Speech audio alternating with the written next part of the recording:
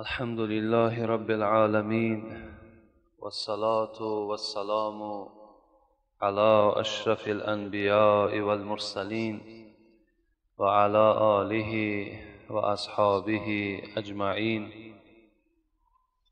بعداً السلام عليكم ورحمة الله وبركاته. یک مسئله را نزد ما گذاشتن که جواب او را بگویید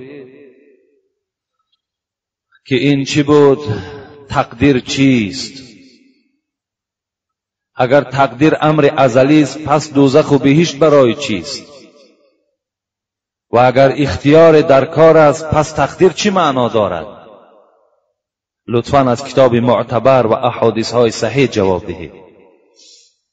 راستی بار این مسئله هست که من بر این جواب گفتن نمیتونم و شما را قانع کرده هم نمیتونم. باب تقدیر این باب هست، این سؤال هست که از دوره های پیغمبر خدا این سؤال بود و در این جواب این تمام مفسرا و محدثا عاجز هستند، جواب گفتن نمیتونند. جوابی که شما را قانع کنن این جواب وجود ندارد. اگر شما این دادر عزیز در آیه اولی سوره تغابن نظر کند، از اونجا ممکن بعضی چیزها را برداشته گیرد که خداوند در قرآن میگوید در سوره تغابن هو الذی خلقکم فمنکم کافر و منکم مؤمنون. بین خداوند میگوید من بعضی از شما را کافر خلق میکنم، بعضی از شما را مؤمن خلق میکنم. در این آیت چی بحث های زیاد وجود دارد در تفسیرها. خوب میشد که همین جوان خودش به همین آیه کریمه در اولی سوره تغابن نظر کند و شرح امین خواند، باب تقدیر صحبت میکند. زیرا پیش پیغمبر خدا آمدند و در باب تقدیر بحث و مناظره کردند.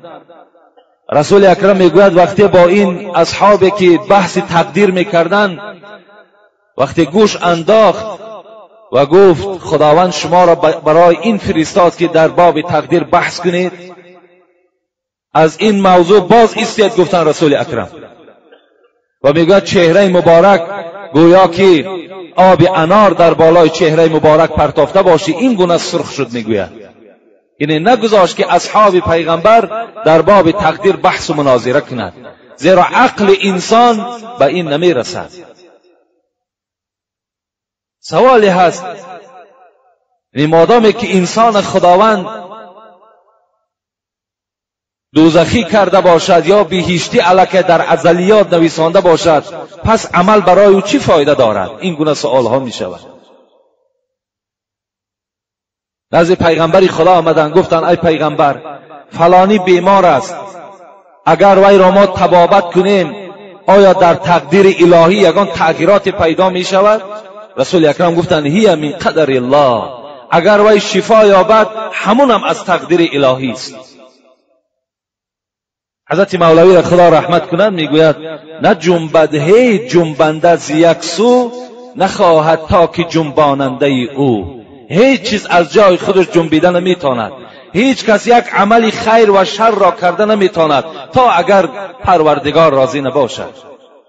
نه جنبد هی جنبنده به یک سو، نخواهد تا که جنباننده او. که شاه از پیش خود شاه از کجا شد، کجا سائل ز پیش خود گدا شد. حضرت مولوی را نظر کنید میگوید این شاهایی که امروز بالای تخت نشسته و شاهی میکنند آیا اینا از پیش خود شاه شدند؟ نه، بلکه تقدیر الهی همین بوده است که این جوان یا این مرد و این زن باید که پادشاه شود. کجا سائل ز پیش خود گدا شد. این گداهایی که نزد دروازه ما و شما میآیند آبی چشم میکنند، زاره میکنند برای 20 درم ما و شما، آیا اینها از پیش خود طلبنده شدن؟ نه، بلکه در تقدیر اینها هم طلبندگی را خدا کشیده بوده است. اگر نقاش نیکان را سریشته، در اینجا زیشتان را کی نوشته؟ اگر پروردگار امروز اهل شما اهل سعادت هستین، شما اهل نیکبختا هستین، شما را امروز خداوند نیکبخت در ازلیات تا نویسانده است. پس اینها انسان‌هایی که امروز گیروئین میکشند، امروز عرق نوشی میکنند، امروز مال یک برادر را میخورند، امروز زناکار هستند، امروز وجود خدا را انکار میکنند، اینها را کی آفرید؟ اگر نقاش نیکان را سریشته، در اینجا زیشتان را کی نوشته؟ حضرت میگوید همه در حکم تقدیرش دوانند و هر سوی که میخواند روانند. همه اینها در همون تقدیری که خداوند برای اینها کشیدگی است در همون راه رفته ایستادند. حتی میگوید مولوی بخاری سوی کافر هم مبینی، مبادای فروزت شمع دینی. حتی کافر میگوید با یک طریق حقارت نگاه نکن، شاید که انا همون کافر باز همین اسلام قوت ببخشد. تو از کجا میدانی؟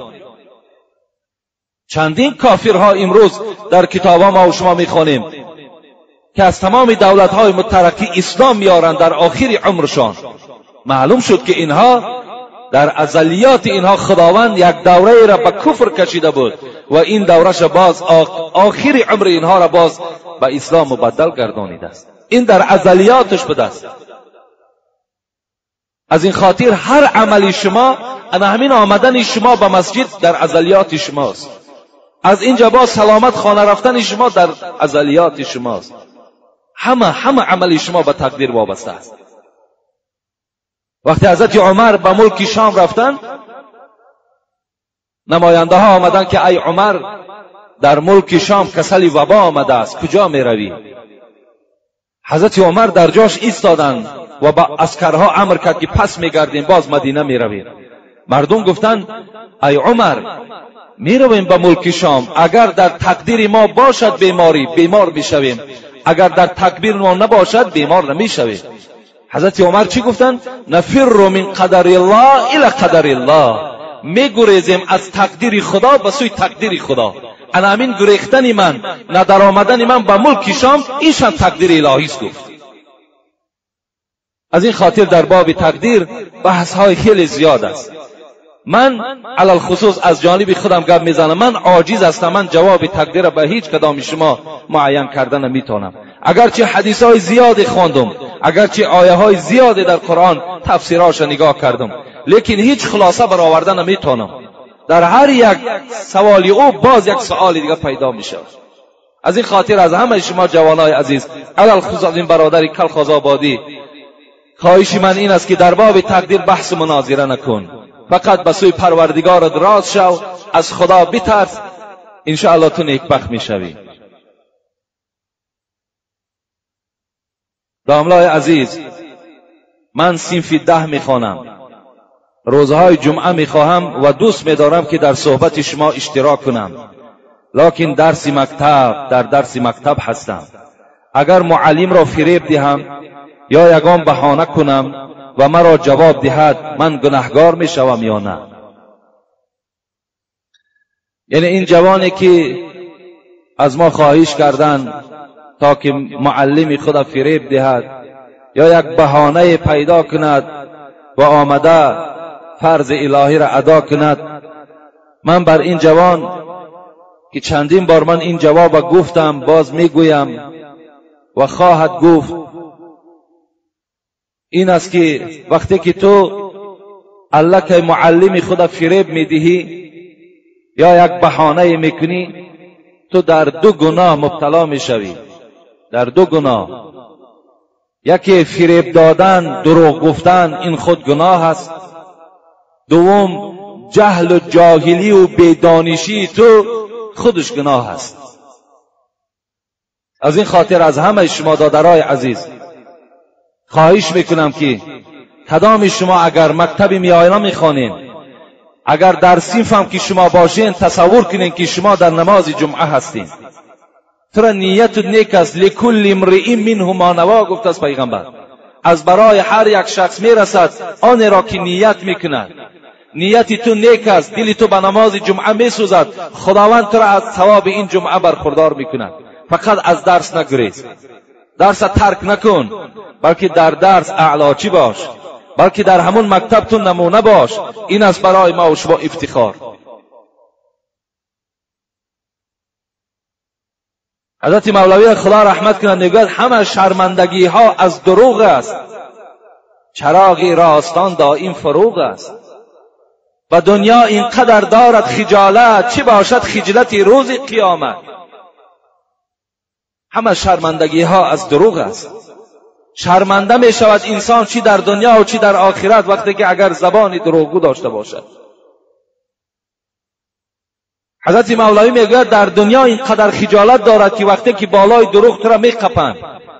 این اگر مبادای همین طلبه آمد و در همینجا اشتراک کرد و اگر مبادای معلمش باید دانست و دید چند قدر خجالت میشوی. و دنیا اینقدر دارد خجالت، چی باشد خجلت روز قیامت. برای این دروغ در روز قیامت چند قدر دیگر خجالت میشوی. پیغمبر خدا را حدیث های مبارکش آیت المنافقی ثلاثون گفتند. پیغمبر گفتند منافق سه طریقه انسان ها منافق هستند. اذا اؤتمن خان و اذا حدث کذب. یکم اگر کسی را که امانت گذاری خیانت میکند. یک امانت هم میاری در پیشش میمانی، در همین امانت خیانت میکند.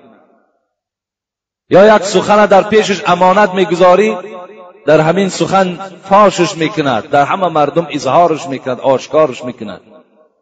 یکم نشانه منافقی گفتن انا همین است. دوم اذا حدث کذب. هر وقتایی که اگر سخن میگوید دروغ میگوید. و اذا عاهد غدر. هر وقتایی که عهد و پیمان میبندد در عهد و پیمانش وفا نمیکند. چهارمشم روایت آمدگی است که هر وقتایی که اگر جنجال کند در جنجالش دشنا میدهد. این چهار طایفه را پیغمبر خدا گفتن منافق هستند.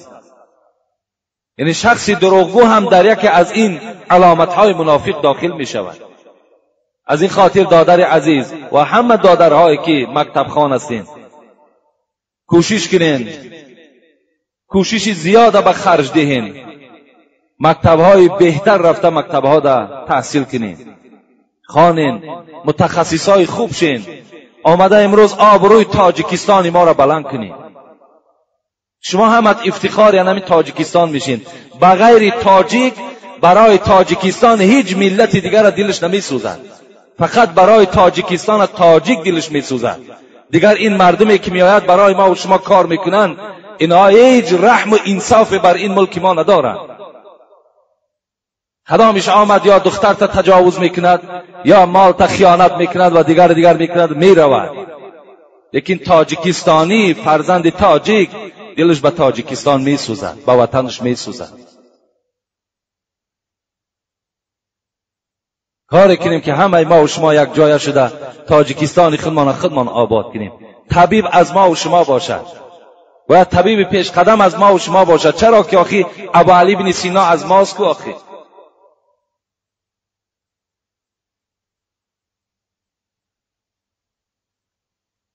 چی خوش گفت دانای شیرین مقال که بدانیش انسان نیابد کمال. خدا رحمت کند شاعر میگه کسی که دانش ندارد وای کمالات ندارد. کسی دانش و فهمیش ندارد وای آینده ندارد، وای برکات ندارد. آدم جاهل همه فریب میدهد. آدم جاهل در هر کار استفاده میبرند. کاری کنید که شما از جمله دانایان شوید.